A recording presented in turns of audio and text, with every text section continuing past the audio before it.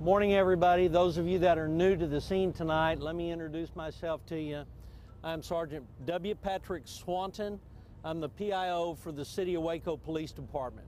Waco PD is the primary agency investigating the shooting at Twin Peaks that occurred yesterday afternoon shortly after 12. What I'd like to do this morning is give you a little bit of an update on overnight events, fill you in on where we are, and then I'll give everybody an opportunity to ask some questions. What I would ask you to do is bear with me. We've got a pretty good crowd here this morning. As you have a question, please let me call on you, and I'll repeat the question so everybody will hear and know what the question being answered is about. Welcome back. Very quickly, we wanted to get you to a live press conference going on right now from the Waco Police Department, giving the latest details in the investigation of a shootout involving rival biker gangs. We had a contingency of officers here. Most of those officers were SWAT-trained officers. We were here in anticipation of possible problems from several rival criminal biker clubs that we knew were going to be here. Our officers were on scene about 12:15. We know a disturbance started inside Twin Peaks between several of the biker members. That disturbance quickly spilled from the restroom area into a patio bar area, and it erupted from fistfights to a stabbing, and from a stabbing to shots being fired. Our officers were able to immediately respond. That disturbance then spilled out into the parking lot where there were numerous rounds of gunfire discharged by the biker gangs at each other. As that shooting progressed, our officers got there. We started approaching active threats. We had that as such what we term an active shooter in progress. Our officers were fired on, and our officers returned fire in protection of themselves, their partners, and the general public. As that progressed, we were quickly able to gain control because of the number of officers that we had here on scene, and we immediately started calling for additional resources due to the large number of people that were there and presented a threat to not only our officers, but our citizens as well. There was at least 150 to 200 biker club members that were on the property. Many of them have been detained, and many of them were involved in the shooting. Our officers gathered as much information as they could, held the scene as best we could until additional resources. I will tell you that without a doubt, the tactical officers that were from Waco PD, the officers from the Texas Department of Public Safety that were here on scene because of the issues we thought we'd have, without a doubt, those officers saved our citizens' lives yesterday by being able to maintain a small, violent crowd, or a very violent crowd in a small place where we could contain them. I will also tell you there are many other stories that are coming out of this that I've learned throughout the night. There were off-duty officers, and I will tell you, in a time where police are getting slammed everywhere across our country, you have off-duty officers that were here, saw what was going on, immediately armed themselves and went to the aid of their fellow officers. These are officers that ran into gunfire to protect our citizens, and they without a doubt did a hell of a job doing that yesterday, and we're very proud of their actions, and again, we think that saved numerous lives. As this progressed, we maintained the scene. We ended up having to close off the entire property here at Central Texas Marketplace due to the violence that had occurred. It was not safe for our citizens to be here. We had very strong support from the Central Texas Marketplace business management people. They assisted us with getting the entire place shut down to protect their employees and the patrons. We have continued that throughout the night. Obviously, we had 8 people that pronounced dead here on the scene, an additional individual totaling 9. That person went to the hospital and died at the hospital. Our numbers are still solid from last night. 9 individuals have been killed in the shooting at Twin Peaks. Those are members of various biker gangs. We're not releasing names at this point, and I will not release the names of those gangs that were involved. We don't want to give them any credibility at all, other than to tell you that they were criminal biker gangs. There were 18 individuals local area hospitals. Those individuals had injuries that ranged from stab wounds to gunshot wounds. Some had both.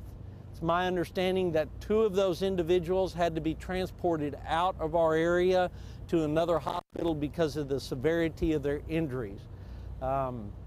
We have a high-grade level 1 trauma center here. They did a fantastic job in responding to mass casualties yesterday, and that was Scott and White Baylor Hillcrest is where most of the injured went to.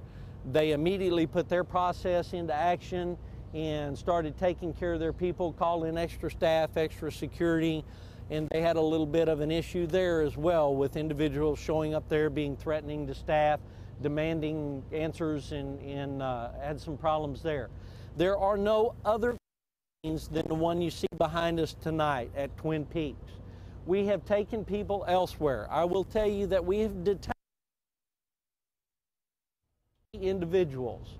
Those individuals are still detained, and more will follow on what is going to happen with them as I get word on that a little later this morning.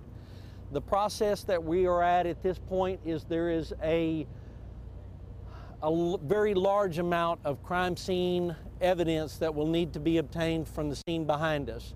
When I went in yesterday, I made comment of the weapons that I had seen there on the ground and around. There were at least 50 weapons recovered that were not police weapons. These were bad guy weapons. They ranged from brass knucks to knives to chains to clubs and to firearms.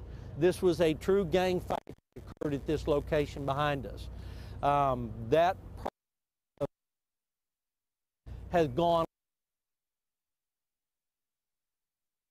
to that at first light. We're calling in additional resources to help us process that crime scene. Evidence collection, I will tell you, has gone on all night. There will be a continuation of that at first light. We're calling in additional resources to help us process that crime scene. And I will tell you that if you can name a local agency in this area, they were here yesterday and last night assisting us. If you can name a federal or state agency, they were here and were assisting us. I can't tell you all of them because they were all here is the best way to put that. Everything from local agencies to neighboring counties sent sheriff deputies, to our state agencies have all responded, as well as our federal agencies have all responded as well. We are continuing to work this crime scene, and we'll do that throughout the day. A little bit of an update on the Central Texas Marketplace. From Cabela's East to Best Buy, it's my understanding that we are going to maintain this as a closed perimeter for the day. Only law enforcement and media will be let in. The rest of the Central Texas Marketplace, from Kohl's all the way to Ashley's Furniture Store, will be open for regular business. Our citizens are safe. I will tell you that we have had threats against law enforcement officers throughout the night from various biker groups.